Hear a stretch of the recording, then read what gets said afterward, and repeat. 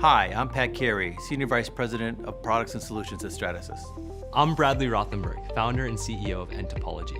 Stratasys has been an innovator and remains today a leader in the field of additive manufacturing. Additive manufacturing capabilities have increased dramatically in recent years, and traditional engineering software has struggled to keep pace. nTopology is making it possible for companies to create high-performance parts faster than ever. The nTopology Stratasys partnership will enable the industry to achieve true design for additive manufacturing, leveraging the vast expertise of Stratasys on top of the unbreakable modeling, field-driven design, and remixable workflows of nTop-Platform. One of our missions at Stratasys is to create a more efficient and productive factory floor by making additive manufacturing more accessible. We're starting with improving efficiency on the factory floor through the automated design of jigs and fixtures. It is increasing productivity for users by merging the deep heritage and technology innovation from Stratasys with the design power of nTopology. I couldn't be more excited about the future of tools to be designed through this partnership that leverages the expertise of Stratasys and the power of nTop-Platform.